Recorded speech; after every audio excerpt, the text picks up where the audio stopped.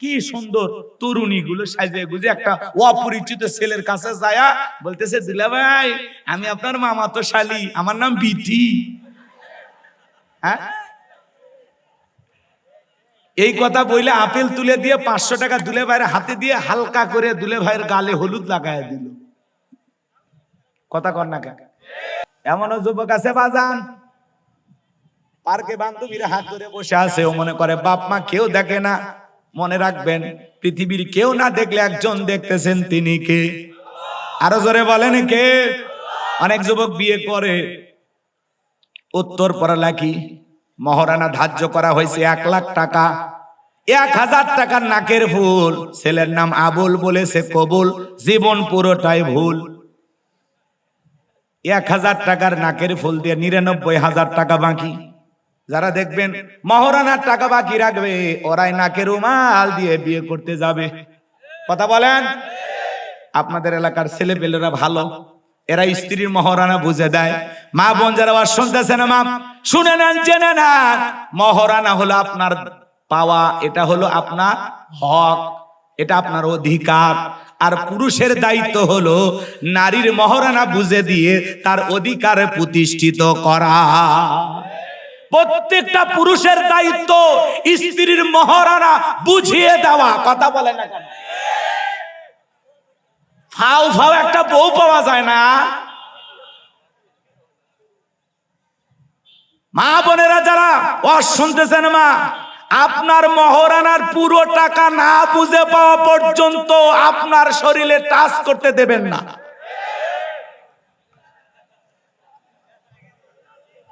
রাগ করতেছেন? শোনেন, যুবক বিয়ে করছে, বিয়ে করে বাসর ঘরে ঢুকছে, বউ খাটের উপরে বসে আছে, ছেলে সোফার উপরে বসে আছে। স্ত্রী বলতেছে, কি গো কাছে আসবা না? বলে না, হুজুর বলেছে। কি বলেছে? স্ত্রীর মহারানা পরিশোধ না করে স্ত্রীকে স্পর্শ করা যাবে না। তখন বলতেছে, তোর টাকা নাই তোমার কাছে? আরে টাকা থাকলে কি জায়গায় বসে থাকি? হুজুর কি বলেছে? বলে হুজুর বলছে বাঁচার একটা রাস্তা আছে, যদি স্ত্রী স্বইচ্ছায় মাফ করে দেয়।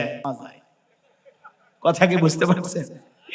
স্ত্রী যদি স্বইচ্ছায় মাফ করে দেয়, মেয়ে চিন্তা করলো বাপ মা গরু ছাগল জবাই করে 200-400 লোক খাওয়াইয়া, যারা এই যে বরযাত্রী সাইজে শ্বশুর বাড়ি, মানে ওই ছেলের বাড়ি, ছেলের শ্বশুর বাড়িতে খাইতে যায়, এই যে জোর করে যে বলে যে আমরা মন্ডল পরিবার, শেখ পরিবার, চৌধুরী পরিবার, আমরা বিবাহের বরযাত্রী 500 নিচে যাইতে পারি না, আমাদের অনেক বড় আত্মীয় স্বজন, বিশাল একটা ফ্যামিলি।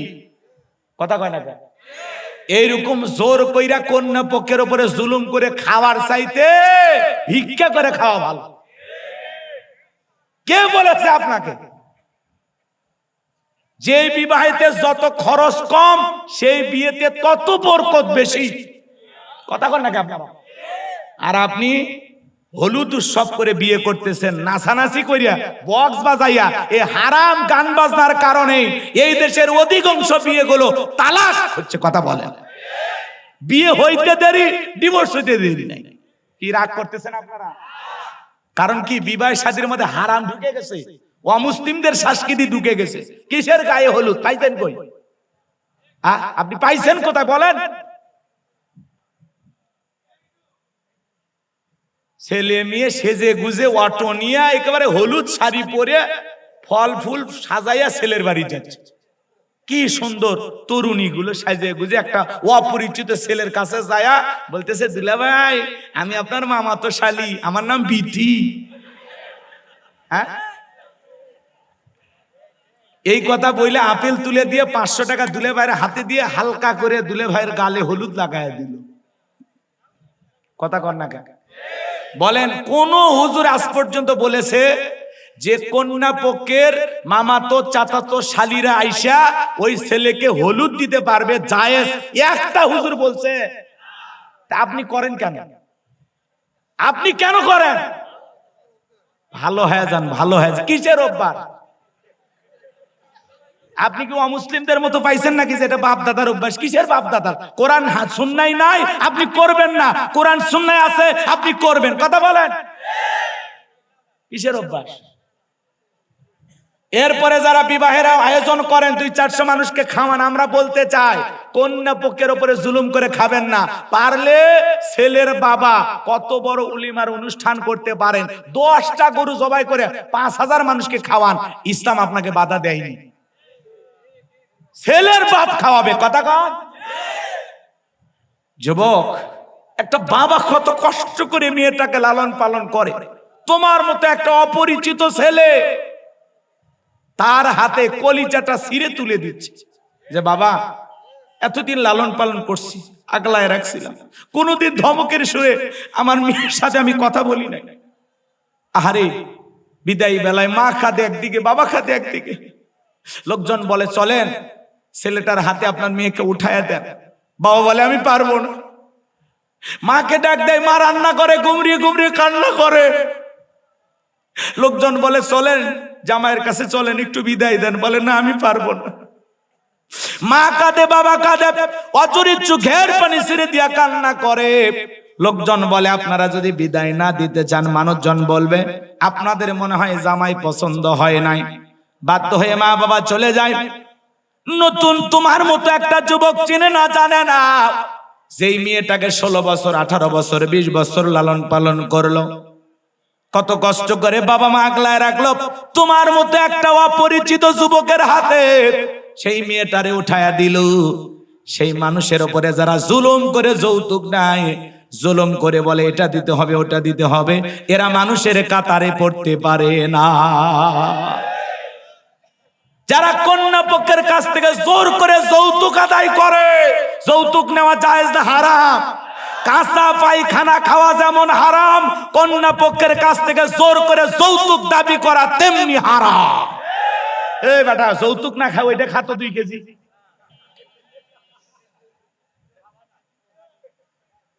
যারা যৌতুকের টাকা নিয়েছেন শ্বশুর বাড়ি ফেরত দিয়ে আসবেন। স্ত্রীর মহারানা যারা বুঝে দিতে পারেন না, বিবির মহারানা পরিশোধ করবেন। বাঁচতে চাইলে আমলগুলো করবেন। কষ্ট হচ্ছে আপনাদের? মেয়ে কি চিন্তা করতেছে, আরে স্বামী যদি কাছে না আসে, ও 7-8 টাকা দিয়ে কি করবো? ও পরিস্থিতির শিকার হয়ে, আচ্ছা বলেন তো একটা মানুষ এক দেখায় 99,000 টাকা মাফ করতে পারে? তারপর মেয়ে মানুষ, এটাও বিশ্বাস করা লাগবে। মেয়ে মানুষ এত টাকা মাফ করতে পারে? একটা মেয়ে মানুষের জায়গা যদি বিল হয় 1212 টাকা, কি বলেন, ওই 12 টাকা ছাড়বেন। আমি কয়েকদিন আগে এক জায়গা কিনছি, বুঝতে পারছেন? যে যাই হোক বলবো না, জায়গার মালিক হলো মহিলা। কথা কি বুঝতে পারছেন? সামান্য যে দরদাম হয়েছে, যা হয়েছে ওই অনুযায়ী টাকা দেওয়া হয়েছে। এরপরে উনি কোনো এক জায়গায় সন্দেহ পোষণ করে বলতেছেন ওইটা মনে আমার একটু মিল হওয়ার কথা। সামান্য ধরেন 20-25 হাজার টাকার একটা ঝামেলা, কিন্তু আমি ওনার সাথে যেটা ওয়াদা হয়েছে সেটাই দিয়েছি।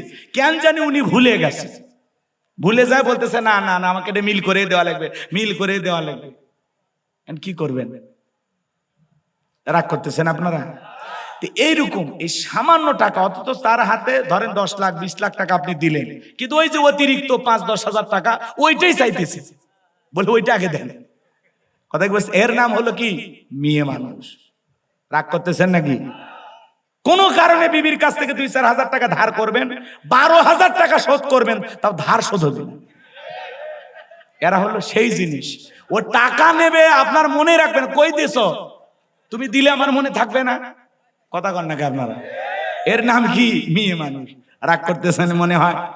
মেয়ে চিন্তা করলো স্বামী যদি কাছে না আসে টাকা দিয়ে কি করব, বাধ্য হয়ে পরিস্থিতির কারণে মেয়েটা মাফ করে দেয়, আসলে মন থেকে মাফ করে দেয় না। যারা বাসর করে এই কায়দায় বউকে ফাঁসাইয়া মাপ নিয়েছেন, আজকে গোলাম রব্বানির অশ্বনে বাড়িতে জিজ্ঞাসা করবেন, ও জুলেখা বাসরাতে যে মাফ করে দিয়েছো, সত্যি মাফ করে দিয়েছো কিনা, আমাকে বলা যাবে কিনা? ও বলবে কিসের মাপ? কে মাফ করছে তোমার? কথা ঘন্টাকে রাগ করবেন না আমার ভাইয়েরা। আমি গুনাহগার যে কথা বলতে চাচ্ছিলাম, এ যুবকের দল, যুবক যা করে লিপিবদ্ধ করা হয়। বৃদ্ধরা যা করে লিপিবদ্ধ করা হয়, ইমাম যা করে লিপিবদ্ধ করা হয়। এই দুনিয়ার মানুষ যে যা করতেছে বাজান, প্রত্যেকটা মানুষের কৃতকর্মগুলো রেকর্ড করা হচ্ছে। যেখানে যা করতেছেন দিনের আলোতে রাতের আধারে গোপনে প্রকাশ্যে, ক্ষেত খামারে ব্যবসা বাণিজ্যে বৈশা যে যা করতেছেন, খাদ্যে ভেজাল দিতেছেন, ওজনে কম দিতেছেন, সুদ খাইছেন, ঘুষ খাইতেছেন, হারাম উপার্জন করতেছেন, যা যা করতেছেন বাজান, প্রত্যেকটা কৃতকর্মের হিসাব একদিন দিতে হবে কার কাছে? এই জন্য আল্লাহ রাব্বুল আলামিন বলেন, কুল্লু নাফসিম বিমা কাসাবাত রহিনা। আল্লাহু আকবার। প্রত্যেকটা মানুষ তার নিষ্কৃত কর্মের কাছে আবদ্ধ। এরপরে আল্লাহ রাব্বুল আলামিন বলেন, ইল্লা আসহাবাল ইয়ামিন, ডান পাশে যারা থাকবে তারা থাকবে নিরাপদ। সুবহানাল্লাহ বলেন। ডানপন্থী যারা তারা হবে নিরাপদ। আল্লাহ রাব্বুল আলামিন বলেন, অকুনতুম আজওয়াজান সালাসা ফা আসহাবুল মাইমানাতি মা আসহাবুল মাইমানা ওয়া আসহাবুল মাশআমাতি মা আসহাবুল মাশআমা ওয়াস-সাবিকুনাস সাবিকুন উলাইকাল মুকাররাবুন। সূরা ওয়াকিয়ার ভিতরে আল্লাহ পাক জানিয়ে দিলেন, কিয়ামতের ময়দানে মানুষকে আল্লাহ রাব্বুল আলামিন তিন শ্রেণীতে ভাগ করবেন। এর মধ্যে যারা ডান পাশে থাকবে তারা হলো নিরাপদ। ডানপন্থী যারা, তারা যাবে কোথায়? আল্লাহ রাব্বুল আলামিন বলেন, ফি জান্নাতি ইয়াতাসাআলুন। ডান পাশে যারা কিয়ামতের ময়দানে স্থান লাভ করবে তারা জান্নাতের বাগানে প্রবেশ করবে। বলুন সুবহানাল্লাহ। ফি জান্নাতি ইয়াতাসাআলুন, যারা জান্নাতের বাগানে প্রবেশ করবে। জান্নাতের বাগানে প্রবেশ করার পরে একে অপরকে জিজ্ঞাসাবাদ করবে, পরস্পরে আলাপ আলোচনা হবে। বলেন না সুবহানাল্লাহ। একজন জান্নাতি আর একজন জান্নাতীকে জিজ্ঞাসা করবে, পরস্পরে আলাপ আলোচনা হবে। সুবহানাল্লাহ বলবেন না? মনে করেন আজকের মাহফিলের সভাপতি ডাক্তার এম.এ. করিম প্রধান দুলু, দোয়া করলাম আল্লাহ আজকের মাহফিলে যিনি সভাপতি, আল্লাহ দয়া করে আপনি যদি তাকে জান্নাত দেন, ও আল্লাহ ওই একই জান্নাতে আমি গোলাম রব্বানীকে কবুল করে নেবেন। জোরে বলেন আমিন। আল্লাহ আমাদের সবাইকে একই জান্নাতে কবুল করে নেন। জোরে বলেন আমিন। আর একটু জোরে বলুন আমিন। আল্লাহ যদি এই দোয়ার বদলতে ওনাকে জান্নাত দেয়, যদি আল্লাহ ওনাকে জান্নাত দেয়, আবার ওই একই জান্নাতে আমাকেও আল্লাহ থাকার ব্যবস্থা করে, তাহলে একে অপরের সাথে দেখা হবে, সাক্ষাৎ হবে। উনি আমাকে দেখে চিনতে পারবে। এই আপনি আমাদের গাইবান্ধার ছেলে না গোলাম রব্বানী? জি জি, ওই যে আপনি তো ওই যে কালিকাটোবা মাহফিলে সভাপতি ছিলেন। জি জি জি, আসেন আসেন হুজুর, দেখেন আহারে কত হাজার বছর কেটে গেল, কবরের জিন্দেগি চলে গেল, হ্যাঁ মিজান ফুলসিরাত চলে গেল, কিয়ামতের কঠিন দিন পার হয়ে গেল। হিসাবের ফয়সালায় আল্লাহ তাআলার দয়ায় আপনিও জান্নাতে এসেছেন, আমিও জান্নাতে এসেছি। তখন তারা কি করবে? জান্নাতের বাগানের সুন্দর চেয়ারে বসে একে অপরের সাথে গল্পে লিপ্ত হবে। বলুন সুবহানাল্লাহ। আড্ডা দেবে, আড্ডা। সুবহানাল্লাহ বলেন।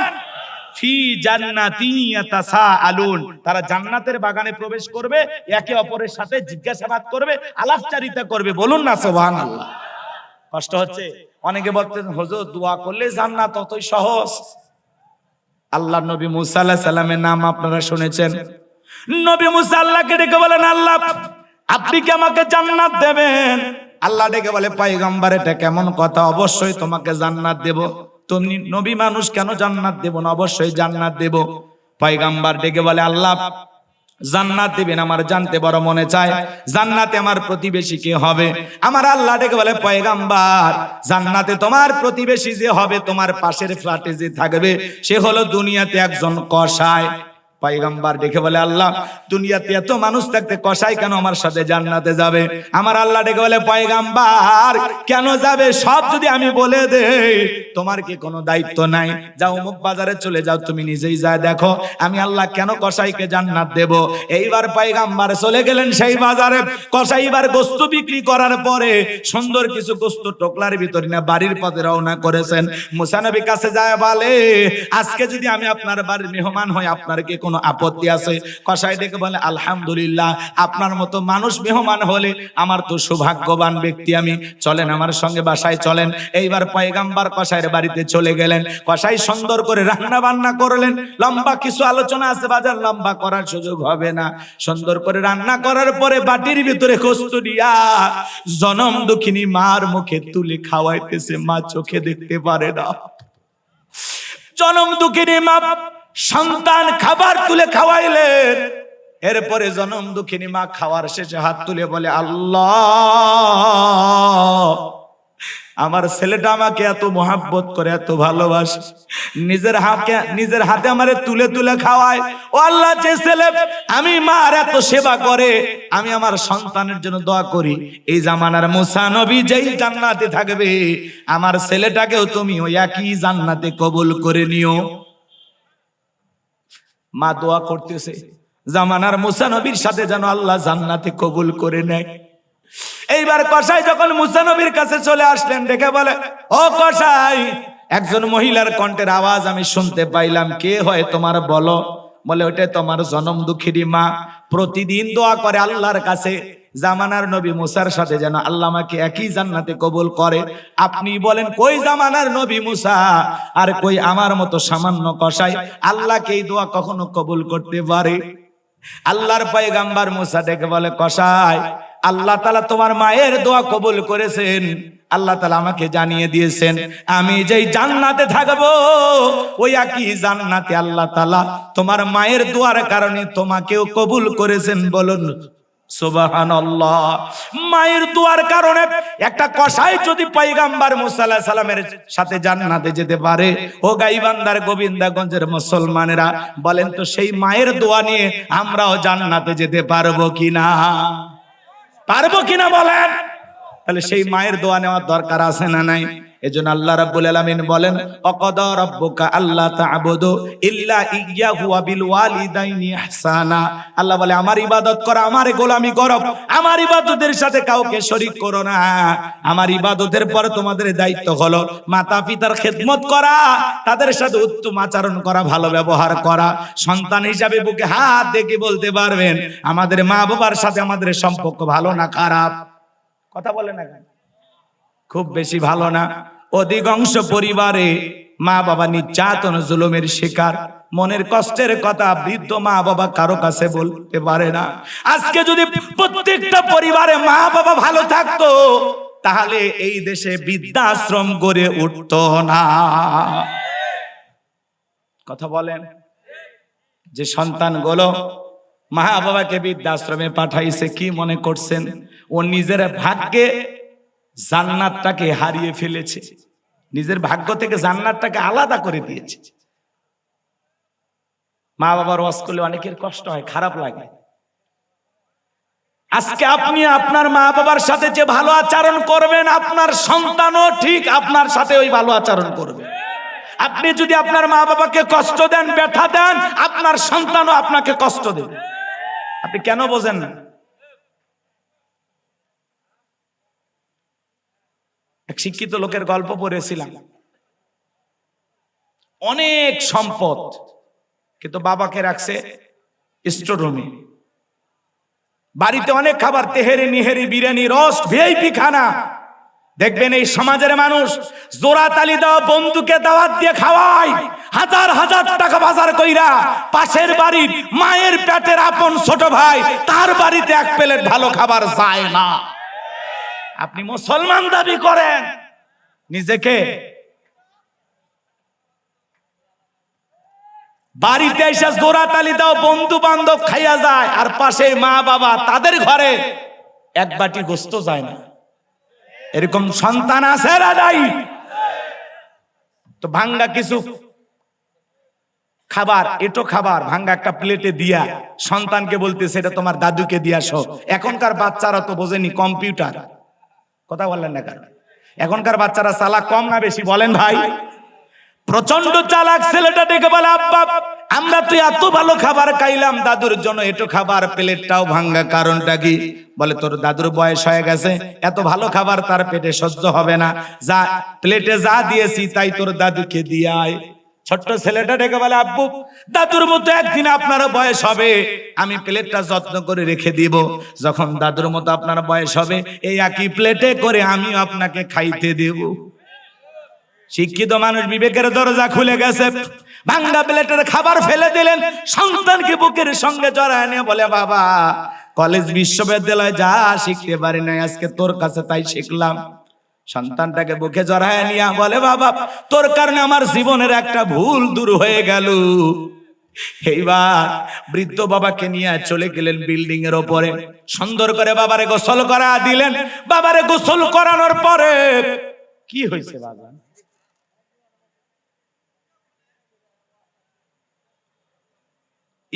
এই জন্য ডাকছেন এতগুলো হাদিয়া দিয়ে? এই জন্য হ্যাঁ, মিলাদ কিয়ামের কথা বলার জন্য? হ্যাঁ, এগুলো বড় বড় হুজুর দেশে আছে, এগুলো দলাদলির মধ্যে আমি নাই।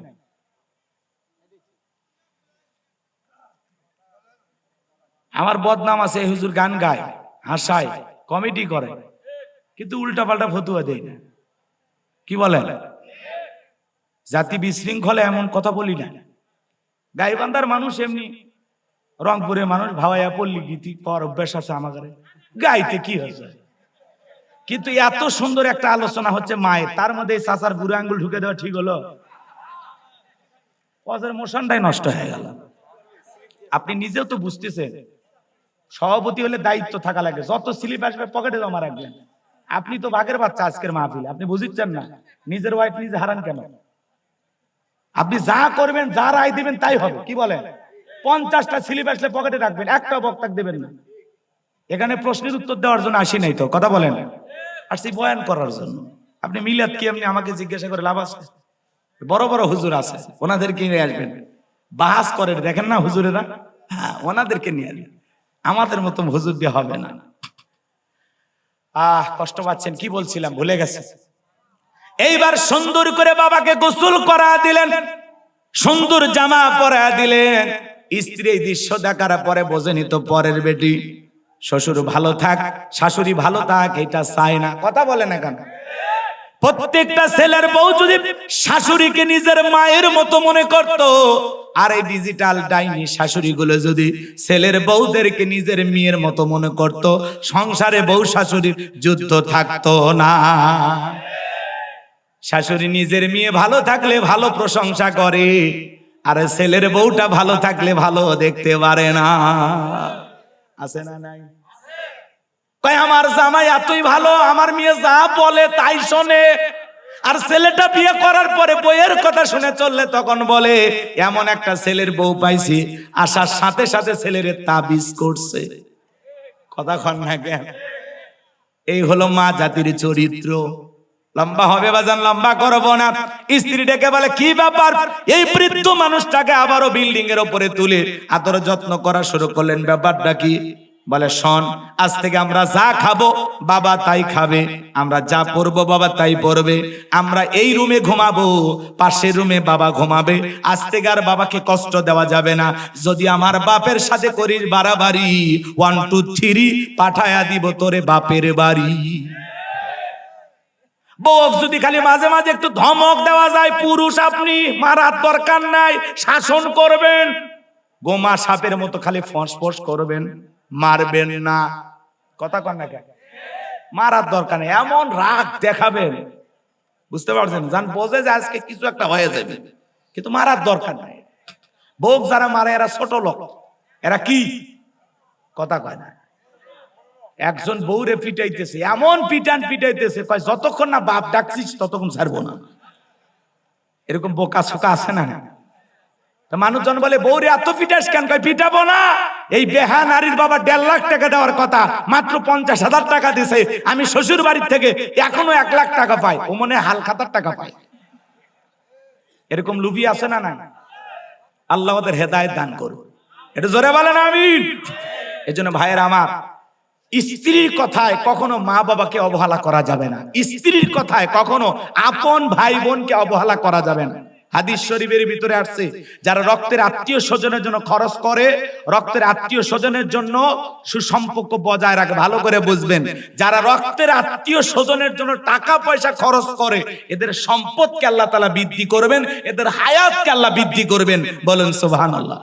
কোন স্ত্রী যদি খরচে বাধা দেয়, তার মানে ওই বোকা স্ত্রী জানে না। ওই মা বোনদেরকে আমি বলতেছি, মা, আপনি যদি আপনার স্বামীর কল্যাণ চান, আপনার স্বামী ধনী হোক, টাকাওয়ালা হোক, তাহলে তাকে স্বাধীনভাবে তার মা বাবা ভাই বোনের জন্য খরচ করতে দিতে হবে। কথা কয় না কেন? আপনার স্ত্রী যতই চালাক হোক, স্ত্রীর কথা শুনবেন না। মেয়ে মানুষ এমন এক আজব প্রাণী, বাপ রে বাপ। নারী জাতি বুঝতে পারলেই নিয়ামত, না বুঝতে পারলেই কিয়ামত। কথা বলে ঠিক কিনা? বুঝতে পারলেই খুবই ভালো, না বুঝতে পারলে সুন্দর আলোকিত ঘরটা অন্ধকারে পরিণত হয়ে যাবে। কথা বলে ঠিক কিনা? এই জন্য মা জাতিকে বুঝতে হবে, ওদেরকে বেশি শাসন করতে যাবেন না। বাঁকা হারের তৈরি, সোজা করতে গেলে আরো বাঁকা হবে। কথা কয় না? কথা কয় না? রাগ করতেছেন মনে হয় আপনারা? করতেই পারেন বাজান, গভীর রাত হয়েছে, আমি আর আপনাদেরকে কষ্ট দিতে চাই না। এ তরুণ যুবকেরা, তোমাদের পায়ে হাত দিয়ে অনুরোধ করে বলে যায়, মা বাবার সাথে কখনো খারাপ ব্যবহার করবা না, মা বাবার সাথে কখনো কষ্ট দিবা না। তোমার আচরণে তোমার মা বাবা কষ্ট পায়, আ শব্দ করে, এমন ঘটনা কখনো ঘটানো যাবে না। পিতা মাতার চেহারার দিকে তাকাইলে সওয়াব পাওয়া যায়। কোন সন্তান যদি তার মা বাবার চেহারার দিকে তাকায়, আল্লাহ রাব্বুল আলামিন আমল নামায় উমরা হজের সব লিখে দেয়। বলুন সুবহানাল্লাহ। হজের সব খালি মা বাবার চেহারার দিকে তাকাই। আর আমরা কি করি? চেহারার দিকে তাকাইলে রাগ করে, বুড়া বুড়ি মনে করে, আর শ্বশুর শাশুড়ি পাইয়া পাগল হয়ে যায়। শাশুড়ির দরজায় হুন্ডা একটা দিছে পালসার, বোঝেন নাই? শাশুড়ির দরজায় ব্রেক করে ডাক দেয়, আম্মা। শাশুড়িকে ছোটবেলায় মাদ্রাসায় পড়েছিল, গুন্না মুখস্থ করছে।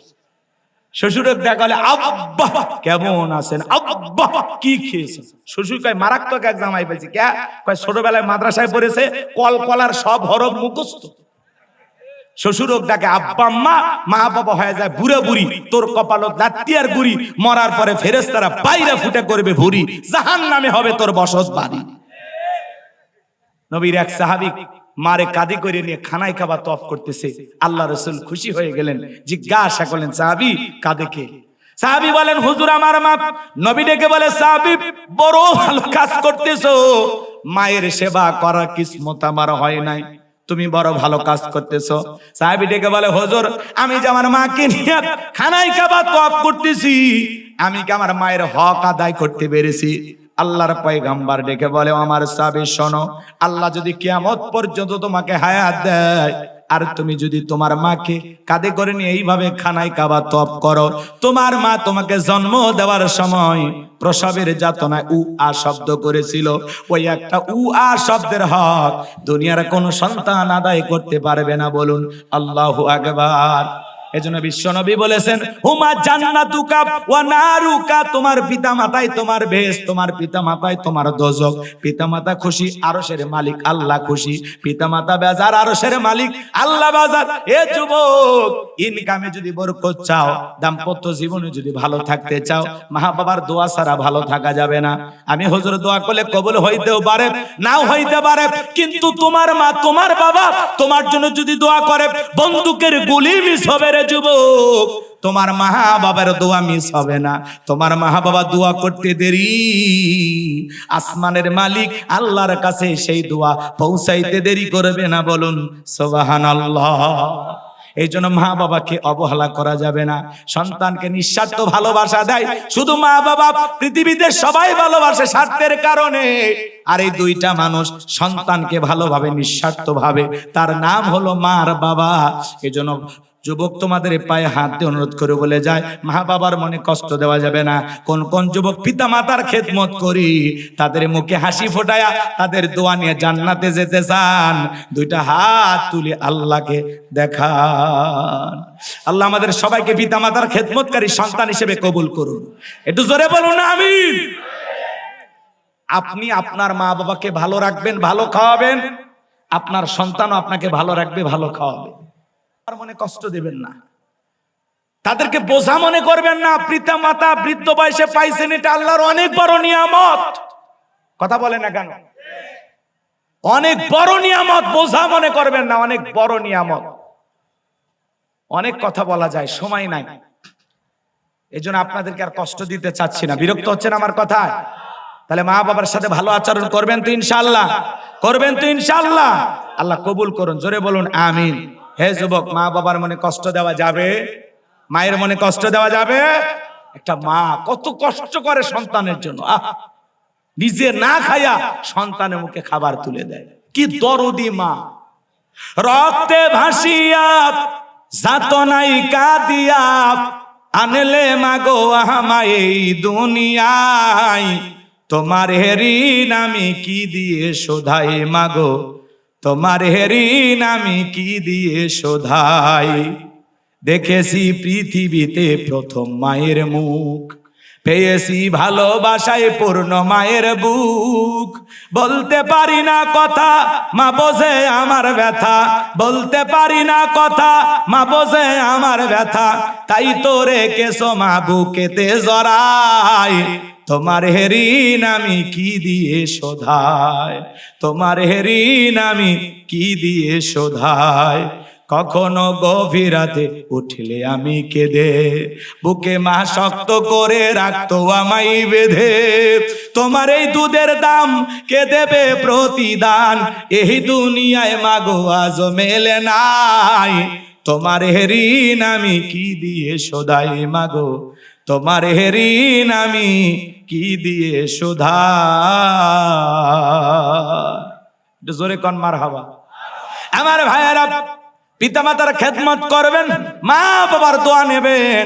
মায়ের দোয়ার কারণে একটা কসাই যদি নবী মুসার সাথে জান্নাতে যেতে পারে, সেই মা বাবার দোয়া নিয়ে আমরাও জান্নাতে যেতে চাই। পিতামাতার মন সব সময় খুশি রাখবো ইনশাআল্লাহ। আরেকটু জোরে বলেন ইনশাআল্লাহ। এরপরে আল্লাহ রাব্বুল আলামিন সুন্দর করে জানিয়ে দিলেন, তারা জান্নাতের বাগানে থাকবে। ফি জান্নাতি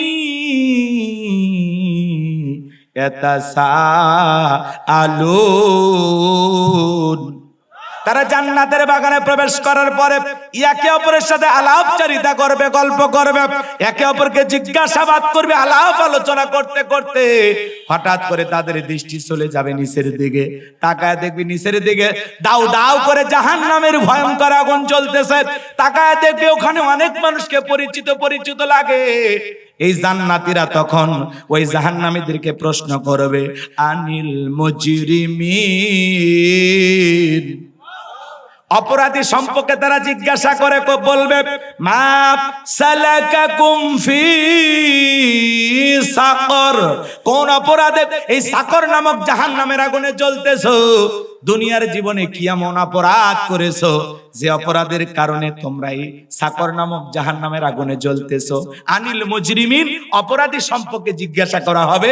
মা সালাকাকুম ফি সাকর, কোন অপরাধে এই সাকর নামক জাহান্নামে আসছো? এটা একটা জাহান্নামের নাম। কথা কয় না? সাকর, লাজা, হুতমা, হাবিয়া, এগুলো কিসের নাম? সাঈর, এগুলো কিসের নাম? সাকর, এটা হলো জাহান্নামের নাম।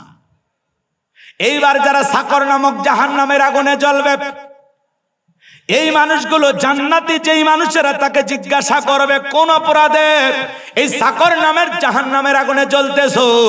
কি এমন অপরাধ করেছো দুনিয়ার জীবনে চেনা চেনা লাগে? মনে হয় পাশের গ্রামে বাড়ি ছিল, তোমাকে দেখে চেনা চেনা লাগে। কেন তোমরা জাহান্নামের আগুনে জ্বলতেছো? ওই জাহান্নামের আগুনে যারা জ্বলবে, ওদের মধ্য থেকে একদল উত্তর করে বলবে, এই জাহান্নামে আসার পিছনে আমাদের 4টি অপরাধ। জোরে বলেন কয়টি? 4টি অপরাধের কারণে আজকে আমরা সাকর নামক জাহান্নামের আগুনে জ্বলতেছি।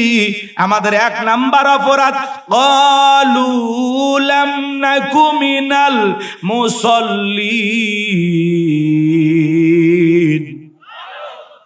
আমাদের 1 নাম্বার অপরাধ, আমরা দুনিয়াতে মুসল্লি ছিলাম না, নামাজ আদায় করতাম না, সালাত আদায় করতাম না।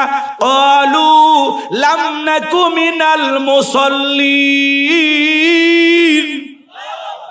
আমরা দুনিয়াতে মুসল্লি ছিলাম না, সালাত আদায় করতাম না, নামাজ পড়তাম না। শুধু মসজিদ সুন্দর বানাইলে হবে না, ওই মসজিদে যারা সালাত আদায় করবে তাদের দিলটাও সুন্দর হওয়ার দরকার আছে না নাই? মসজিদ বড় করলেই হবে না, নামাজির দরকার আছে না নাই? মসজিদের উন্নয়ন কল্পে কালেকশন করা হলো, বলেন বাজান, মসজিদের উন্নতি কল্পে টাকা কালেকশন করা হলো, ওই মসজিদে নামাজ আদায় করবে মুসল্লি ইমানদারও কালেকশন করার দরকার আছে না নাই? কোনদিন শুনছিলেন মসজিদের মাইকে ডাকা হচ্ছে, সামনের কাতার পূরণ করতে আরো 3 জন লাগবে, চলে আসেন তাড়াতাড়ি। দ্বিতীয় কাতার পূরণ করতে আরো 2 জন লাগবে, চলে আসেন তাড়াতাড়ি। পাওয়া যায় না। কিন্তু আমরা কালেকশনের জন্য কত কষ্ট করে বলি, কে দিবেন 5,000 10,000। শুধু মসজিদের টাইলস বানাইলে হবে না বাজান, মসজিদের চাকচিক্য সৌন্দর্য দিয়া কাজ হবে না। ওখানে যারা নামাজ আদায় করবে, মসজিদের গেটে লেখা রাখবেন আত-তাকওয়া জামে মসজিদ, ওইখানে যারা নামাজ আদায় করবে তাদের অন্তরে তাকওয়ার আয়না আগে বসাইতে হবে। অন্তরে তাকওয়া থাকা লাগবে। এত রাতে তুলে দিয়েছেন, কি ওয়াজ করব? আমি যে কথাগুলো বলতেছি কোরআন হাদিসের বাইরে না ভিতরে? আমি বললাম না, সময় দিলে গুছিয়ে কথা বলা যায়, সময় দেবেন না আলোচনা হবে না। মনে হবে রে হুজুরের ওয়াজ নেটে শুনছিলাম কি সুন্দর, আজকে এরকম কেন হলো? তুলে দিয়েছেন 11টায় 12টায়, ওইটা আর মনে নাই। 10টায় উঠাবেন, 12টায় প্রোগ্রাম শেষ, গভীর রাত পর্যন্ত প্রোগ্রাম করলাম। ফজরের নামাজ যদি কাজা হয়, বলেন এই মাহফিল কোনো কাজে আসবে? বলেন লাভ হবে? আজকের মাহফিল থেকে যদি 4-5 জন মানুষ ফজরে নতুন মুসল্লি বৃদ্ধি পায়, মাহফিলকে কবুল করবেন কে? তাহলে যারা জাহান্নামের আগুনে দাউ দাউ করে চলতেছে, জাহান্নামের আগুনে চেহারাটা পুরো কয়লা হয়ে গেছে, এই সমস্ত মানুষ বলতেছে ক্বালু লাম নাকু মিনাল মুসাল্লিন, দুনিয়াতে সালাত আদায় করতাম না, আমি নামাজ পড়তাম না, এই জন্য জাহান্নামের আগুনে জ্বলতেছি। তাহলে নামাজ না পড়লে জাহান্নামের আগুনে জ্বলতেছে, তাহলে নামাজি হয়ে জান্নাতের বাগানে বসতে চান কারা কারা? একটু হাত তোলেন তো দেখি। আল্লাহ আমাদের সবাইকে 5 ওয়াক্ত নামাজি বানায় দেন। জোরে বলেন আমিন। আর একটু জোরে বলুন আমিন। হাত নামান। এ যুবক, অনেক মুরব্বী নামাজে যাওয়ার সময় তোমাকে আহ্বান করে, ডাক দেয়, হে যুবক খেলাধুলা বন্ধ করো, মসজিদে যাও। যুবক তুমি ধমক দে, বলে ও চাচা আপনি যান তো, মিশাই ডাক দেয়। এরপরে বন্ধু বান্ধবকে বলে মুরব্বী কেমন দিলাম? তুমি মুরব্বী দাওনি, নিজেরটা নিজে কি দিছো? এ কথা কয় না? মসজিদে আজান হয় আর আপনি ঘাড় বেঁকা করে মসজিদের ধার দিয়ে হেঁটে যান। এমনও লোক আছে মসজিদের সাথেই বাড়ি, কপাল পরা মসজিদে আসেন। এ কথা কন নাকি আপনারা? এরকম লোক নাই? মসজিদের সভাপতি, সেক্রেটারি, ক্যাশিয়ার হয়ে বসে আছে, মসজিদ কমিটির 21 জন বা 20 জন সদস্য, ওরাই ঠিক মতো নামাজ পড়ে না, এরা বলে মসজিদের কমিটির লোক। রাগ করছেন? একজন বেনামাজিকে মসজিদ কমিটির ভিতরে রাখবেন না, ও যত টাকার মালিক হোক। আর টাকা দেখে আপনি কি করবেন?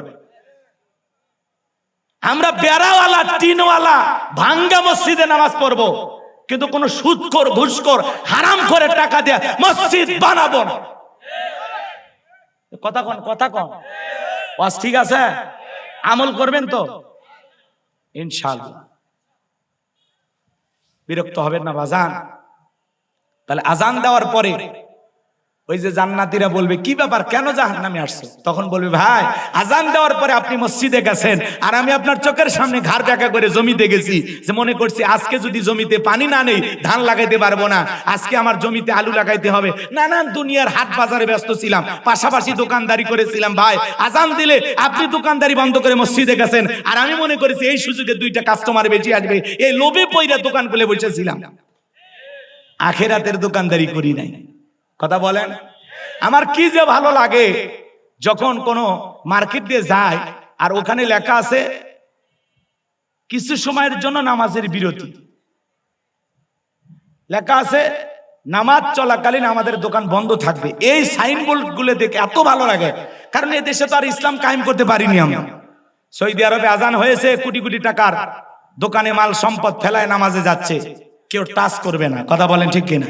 আর বাংলাদেশে সিসি ক্যামেরা লাগানো আছে, এরপরে কোটি কোটি টাকার দোকানপাট লুট হয়ে যায়, স্বর্ণের দোকান চুরি হয়ে যায়, এমনকি সিসি ক্যামেরাও চুরি হয়।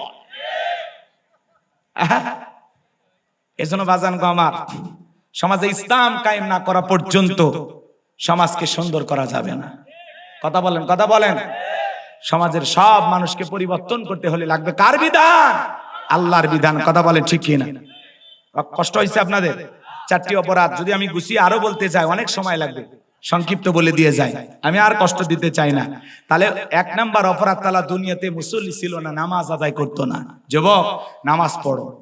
এই যৌবন বয়সে আল্লাহর ইবাদত করে কাটায় দাও। এই যৌবন কালে রুকু সিজদা আল্লাহর দরবারে কবুল হবে।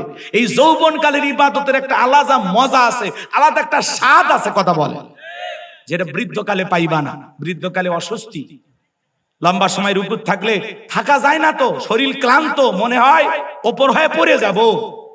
সিজদায় বৃদ্ধকালে বেশি সময় থাকা যায় না, মনে হয় এই বুঝি দম আটকে মারা যাব, কারণ আমার হাঁপানি, তাই না?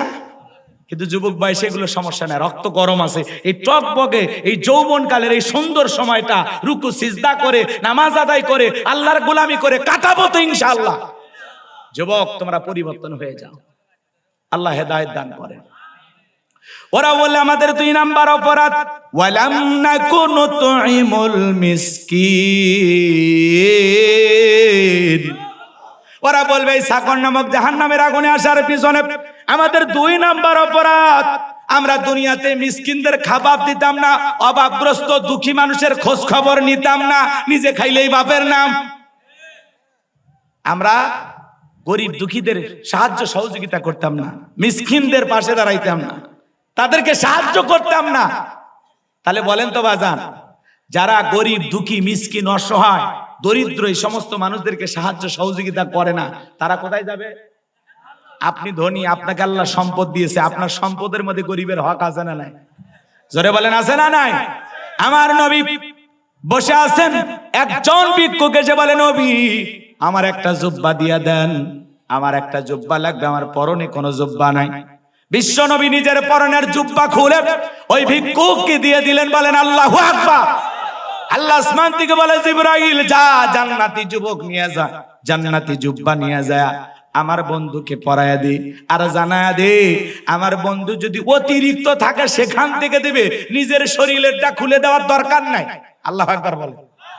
জিবরাইল এসে জুব্বা দিলেন আর বললেন, নবী আপনার 2 সেটে বেশি থাকলে সেখান থেকে দিবে, নিজের শরীরেরটাই খুলে দিলেন। কেমন নবী পাইছি, সুবহানাল্লাহ বলেন।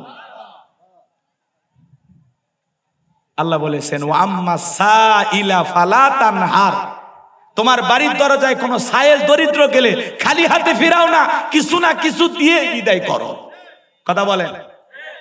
আর আমরা চালাকি করি, ফকির মিসকিন দেখলে ঠাট্টা বিদ্রুপ করি, কথা বলে না কেন? হাসি তামাশা করি যে হুজুর এলে ব্যবসা, ফকির এগের এলে ব্যবসা, ব্যবসা হোক যা হয় হোক, আপনার টেনশন কে? মাঝে মাঝে অবশ্য দেখা যায় ভালো পাও নিয়ে ল্যাংড়া লুলে সাজা ভিক্ষা করতেছে, অনেক মানুষ পিটে টিটে তারা দৌড় মেরে পালাতেও দেখছি আমরা, এলে ভিডিও সমাজে ভাইরাল হয়, তাই না? কিন্তু একটা মানুষ অসহায় হয়, তো এটা তো আর বিজনেস না। বলেন ভিক্ষা বৃত্তি সবাই করতে পারে? ভিক্ষা করে এটা কি সবাই পারে? মানুষের কাছে হাত পাতার স্বভাব কি সবার হয়? অনেকে বলে না খায় মরে যাবো, ভাই কারো কাছে হাত পাতবো। তো যাই হোক, এই সমাজে আমরা অনেক সময় দেখি অন্ধ সাজার অভিনয় করে, ল্যাংড়া লুলা সাজার অভিনয় করে, আবার পিটুনি দিলে দৌড়ে পার হয়ে যায়, কথা বলে। এই জন্য মানুষের অনেক সময় আস্থা বিশ্বাসটা হারিয়ে যায় যে হুজুর এটা আসল ফকির না নকল ফকির, সত্যি কি অভাবের ভিক্ষুক না স্বভাবের ভিক্ষুক, বোঝা যায় না, কথা বলেন ভাই। আমাদের সমাজে এরকম আছে, ভালো জিনিস আমরা কখনো আল্লাহ রাস্তায় দেই না। মসজিদ মাদ্রাসা থেকে ধান কালেকশন করতে আসছে, সবচাইতে আকির মিশানো ধানগুলো আমরা দিয়ে দিই, কথা কন না, সিটা পাতা মিশানো আছে ওগুলো দিয়ে দিই, ভালোগুলো দিতে চাই না। মসজিদেও দেখবেন দান বক্সে দেখবেন সেরা টাকা পাওয়া। আচ্ছা, আল্লাহর পবিত্র ঘরে আপনি দান করছেন সেরা টাকা, সেরা টাকা।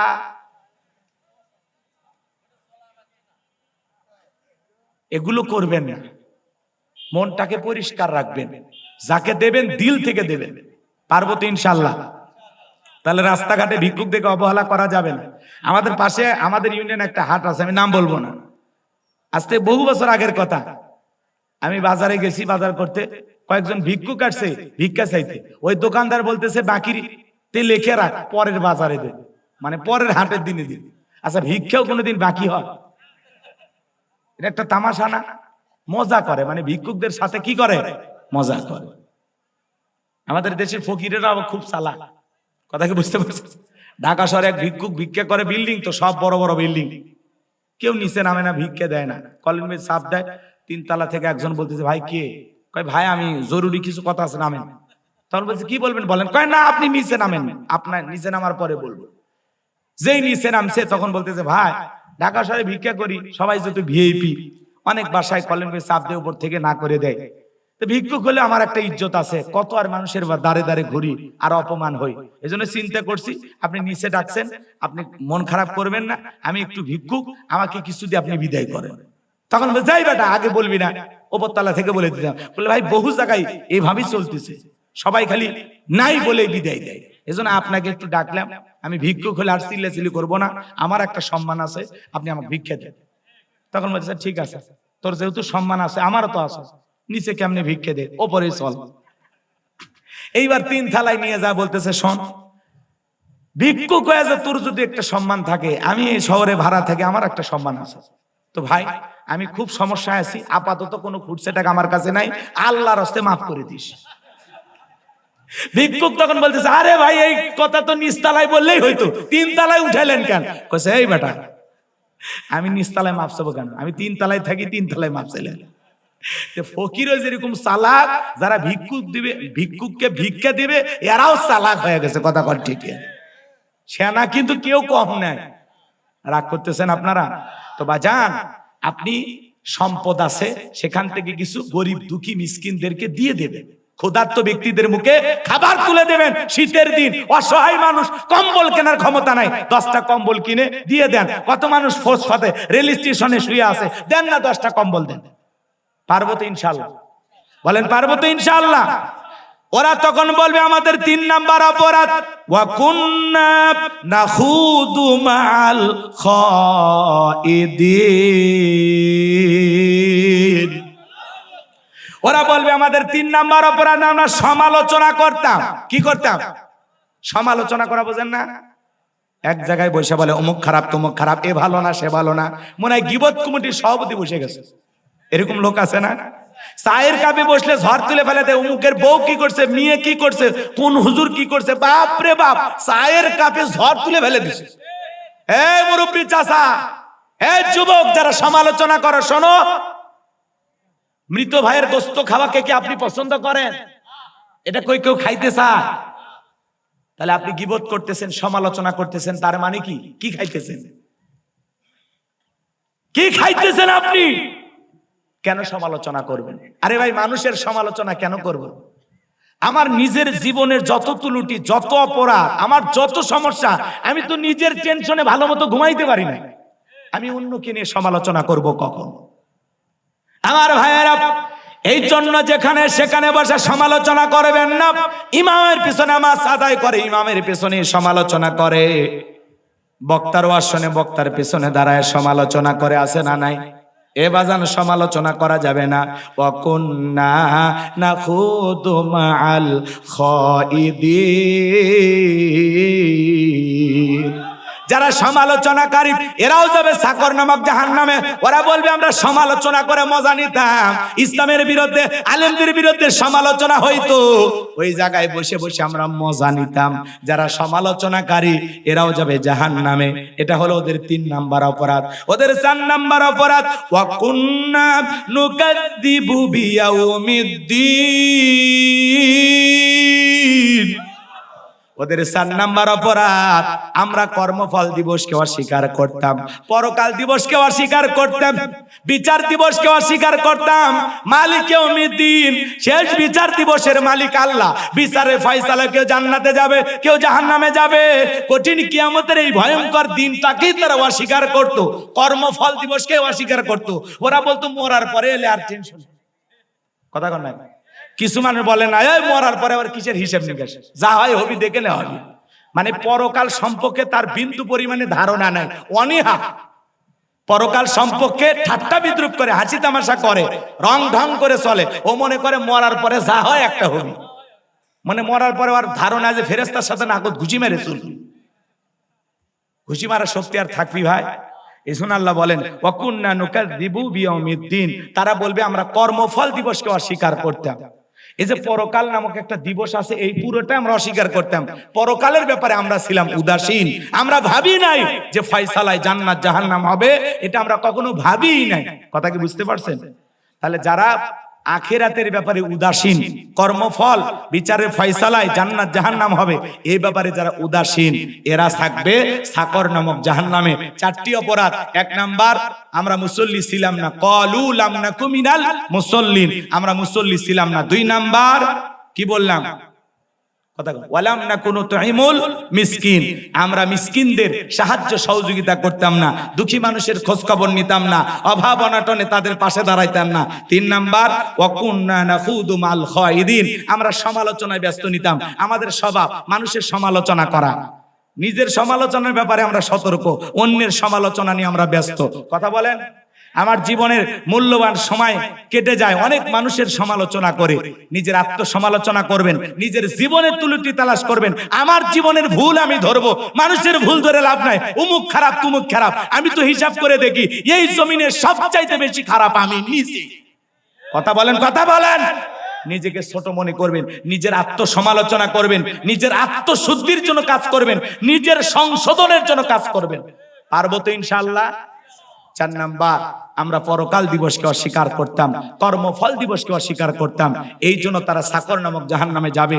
আল্লাহ পাক সূরা মুদ্দাসির থেকে যতটুকু আলোচনা হয়েছে, বক্তা শ্রোতা উভয়কে আমল করে জান্নাতে যাওয়ার মতো জিন্দেগি গড়ার তৌফিক দান করুন। ওয়া আখিরি দাওয়ানা আনিল হামদুলিল্লাহি রাব্বিল আলামিন। আসসালামু আলাইকুম ওয়া রাহমাতুল্লাহি ওয়া বারাকাতুহু। আর কষ্ট দেব না, সকলে দরুদ ইব্রাহিম পড়ুন। আল্লাহুম্মা সাল্লি আলা মুহাম্মাদ ওয়া আলা মুহাম্মাদ كما صليت على إبراهيم وعلى آل إبراهيم إنك حميد مجيد اللهم بارك على محمد وعلى آل محمد كما باركت على إبراهيم وعلى آل إبراهيم إنك حميد مجيد اللهم آمين ربنا ظلمنا أنفسنا وإن لم تغفر لنا وترحمنا لنكونن من الخاسرين ربنا لا تزغ قلوبنا بعد إذ هديتنا وهب لنا من لدنك رحمة إنك أنت الوهاب। দয়াময় আল্লাহ, রাত্রি 1টা পার হয়ে গেছে, গভীর নিশীতে দুনিয়ার অফিস আদালতের দরজা বন্ধ, তোমার রহমতের দরজা এখন খোলা। তাহাজ্জুদের নামাজের সময় তোমার কতিপয় কিছু আদর আর মোহাব্বত ভালোবাসার বান্দা বান্দীদের সঙ্গে নিয়া আমি গুনাহগার তোমার গোলাম দুখানা করে হাত বাড়িয়েছি। আল্লাহ সূরা মুদ্দাসির থেকে বর্তমান প্রেক্ষাপটকে সামনে রেখে বিভিন্ন দিক উদাহরণ দিয়ে তোমার গোলামদের সামনে সংক্ষিপ্ত কিছু তাফসীর করার চেষ্টা করেছি। যতটুকু আলোচনা করেছি আল্লাহ বক্তা শ্রোতা সবাইকে কথাগুলোর উপরে আমল করার তৌফিক দিয়ে দেয় রব্বুল আলামিন। আমরা যারা হাত তুলে ধরেছি, অনেকের মা নাই, বাবা নাই, ইয়েতিম বানায় কবরে চলে গেছে। জনম দুঃখিনী মায়ের কথাকে ভোলা যায়, আদরের আব্বার কথাকে ভোলা যায়।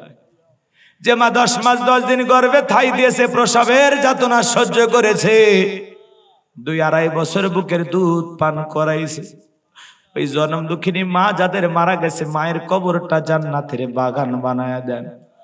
যে আদরের বাবা মাথার ঘাম পায়ে ফেলে রিক্সা চালায়া, ভ্যান চালায়া, কৃষি খেতে কাজ কইরা, চাকরি কইরা, ব্যবসা বাণিজ্য কইরা, নিজের শরীরে রক্তকে পানি বানায়া, নিজে সেরা জামা পইরা সন্তানের শরীরে ভালো পোশাক পরাইয়া দিল। যেই বাবা নিজেরা খায়া দুনিয়ার জমিনে আমাদের জন্য জায়গা জমি সম্পদ রেখে গেল, আজকে সেই বাবা বাচ্চারে পুকুর পারে ঘুমায়।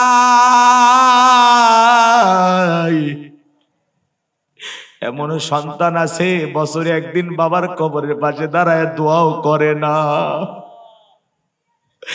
ও মালিক, ওই মা গারা, বাবা গারা, এতিম সন্তান যারা হাত তুলে ধরেছে, তাদের চোখের পানি জমিনের পর রাখে, তাদের মা বাবাকে আপনি মাফ করে দেন।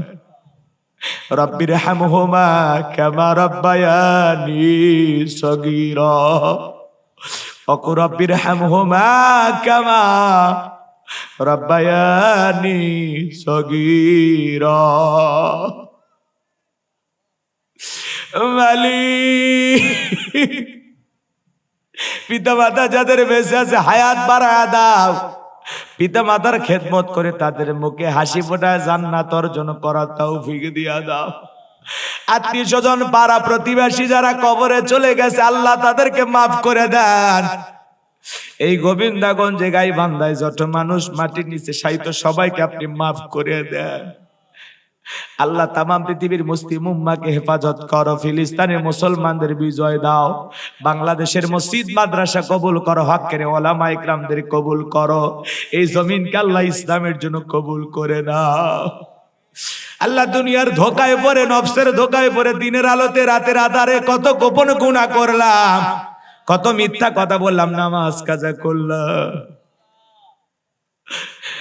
আমাদের গুনাহের দিকে যদি তাকাও জাহান্নাম ছাড়া কোনো উপায় হবে না। তুমি রহমান, তুমি রহিম, ওয়া আনতা আরহামুর রাহিমিন। তোমার দয়ার বিশাল সাগরের দিকে তাকায় আমাদের তামাম জিন্দেগির গুনাহগুলো মাফ করে দাও। আমাদের জীবনের অপরাধগুলো ক্ষমা করে দাও। ও মালিক, ফকির একটা দরজায় ভিক্ষা না পাইলে আর একটা দরজায় যায়। তুমি যদি ফিরায় দাও আমরা কার কাছে যাব? দুনিয়াতে মা মারলে বাবার কাছে যাওয়া যায়, বাবা মারলে মার কাছে যাওয়া যায়। তুমি যদি ফিরায়া দাও আমাদের যাওয়ার মতো আর দরদের কোনো জায়গা নাই। তুমি ফিরায়া দিলেও আমরা তোমার দরজায়, তুমি দোয়া কবুল করলেও আমরা তোমার দরজায়, কবুল না করলেও আমরা তোমার দরজায়। তোমার দরজা ছাড়া আমাদের যাওয়ার আর কোনো জায়গা নাই। আল্লাহ আমাদের সকলের তামাম জিন্দেগির গুনাহগুলো মাফ করে দাও। ওই কঠিন ভয়ঙ্কর জাহান্নামের আগুন থেকে আমাদের মুক্তি দাও। রব্বানা আসরিফান্না আযাবা জাহান্নাম ইন্না আযাবাহা কানা গরামা। রব্বানা আতিনা ফিদ দুনিয়া হাসানাতাও ওয়া ফিল আখিরাতি হাসানাতাও ওয়া কিনা আযাবান নার। আল্লাহ, যে ভাইরা কষ্ট করে মোনাজাত পর্যন্ত বসে থাকে, আল্লাহ কি বলে বিদায় দেব আমি জানি না। আল্লাহ যারা কোরআনের মহাব্বতে আমাকে ভালোবাসেন, আল্লাহ আল্লাহ তোমার কুদরতি কদমে ভিক্ষা চায় এই মানুষগুলোকে জান্নাতি মানুষ হিসেবে আপনি কবুল করুন। জান্নাতে যাওয়ার মতো নেক আমল না করা পর্যন্ত আমাদের মৃত্যু দিও না। আল্লাহ আল্লাহ তোমার গোলামদেরকে তোমার নিজ কুদরতে তোমার রহমতের চাদরে আবৃত করে তাদের বাড়িতে পৌঁছায়া দিও। আল্লাহ জীবনে কোনোদিন আমার গাইবান্ধার গোবিন্দগঞ্জের মানুষের সাথে আর যদি দেখা না হয়, এই মুখগুলোই জান্নাতের সিঁড়িতে পরিচয় করায় দিও। আল্লাহ এই মানুষগুলোকে জান্নাতের সিঁড়িতে পরিচয় করায় দিও। আল্লাহ তোমার বাইতুল্লাহ বারবার যাওয়ার সুযোগ করে দিও। রাসূলের রওজার পাশে দাঁড়িয়ে সালাম দেওয়ার সুযোগ করে দিও। আমাদের সবাইকে সোনার মক্কা মদিনায় যাওয়ার তৌফিক দিও। আল্লাহ আজকের মাহফিলে তোমার ঘর মসজিদের জন্য নগদে বাকিতে যারা যেভাবে টাকা পয়সা দান করেছেন, ইট বালু রড সিমেন্ট, আল্লাহ সকলের দানগুলো কবুল আর মঞ্জুর করে না। এ দানের সিলা করে কোটি কোটি টাকার মালিক বানায় দাও আল্লাহ তাআলা। আবার আতিক ভাগিনাকে কবুল কর, আব্দুর রহিম ভাইকে কবুল কর, তার পেরেশানি দূর করে দাও। আল্লাহ আমার শাহাদত ভাইকে কবুল করে নাও। আমার কলিজার টুকরা সন্তান আবু বকরকে কবুল করো। আল্লাহ আমার সন্তানদেরকে দ্বীনের জন্য কবুল করো। আল্লাহ আল্লাহ আমার মাদ্রাসাকে কবুল করে নাও। আল্লাহ মসজিদ কবরস্থান মানব যে স্বপ্নগুলো দেখেছি আল্লাহ জীবনে পূরণ করা তৌফিক দিও। আল্লাহ চলার পথকে নিরাপদ বানায় দিও। কোরআনের কথা বলার জন্য যে ইলম যে যোগ্যতা দরকার আল্লাহ তোমার কাছে ভিক্ষা চাই দিয়ে দাও। আল্লাহ শারীরিক মানসিক সুস্থতা দান করো। আল্লাহ এই কণ্ঠকে তুমি আল্লাহ হেফাজত করো। আল্লাহ এই জবান দিয়ে যেন হক কথা বলতে পারি। আল্লাহ মৃত্যু পর্যন্ত তোমার পথে মানুষকে আহ্বান করতে পারি, সেই তৌফিক আমাকে দান করো। সুবহানা রাব্বিকা রাব্বিল ইজ্জাতি আম্মা ইয়াসিফুন ওয়া সালামুন আলাল মুরসালিন আলহামদুলিল্লাহি রাব্বিল আলামিন। মালাকুল মউত যখন সামনে দাঁড়িয়ে যাবে মৃত্যুর সময় দয়ার নবীর চাঁদ মুখখানা দেখতে দেখতে আমাদের জবানে কালিমা জারি করে দিও। আমার মা বোনেরা কষ্ট করে পর্দার আড়াল থেকে আলোচনা শুনেছে, আল্লাহ আমার মা বোনদের পর্দা করার তৌফিক দাও, নামাজি বানায়া দাও, দাম্পত্য জীবনকে হযরত আলী আর ফাতেমার মতো ভালোবাসাতে ভরপুর করে দাও। আল্লাহ গুনাহ থেকে, পরকীয়ার আসক্তি থেকে নারী পুরুষ সবাইকে তুমি হেফাজত করো। আল্লাহ সমস্ত গুনাহ থেকে আমাদের বেঁচে থাকার তৌফিক দাও। শিরিক মুক্ত আমল ঈমান আমাদেরকে দান করো। আল্লাহ 5 ওয়াক্ত সালাত মসজিদে জামাতের সহিত আদায় করার তৌফিক দিয়ে দাও। এই মসজিদের যত কাজ বাকি আছে তোমার গায়েবী খাজানা দ্বারা ব্যবস্থা করে দাও। আল্লাহ মসজিদ কমিটিকে আল্লাহ তুমি কবুল করে নাও। মসজিদের মুসল্লি ভাইদের কবুল করো, যারা দান করেছে দানকারীদের কবুল করে নাও। মৃত্যুর সময় দয়ার নবীর চাঁদ মুখখানা দেখতে দেখতে জবানে জারি করে দিও, লা ইলাহা ইল্লাল্লাহু মুহাম্মাদুর রাসূলুল্লাহ সাল্লাল্লাহু আলাইহি সাল্লাম। আসসালামু আলাইকুম ওয়া রাহমাতুল্লাহি ওয়া বারাকাতুহু।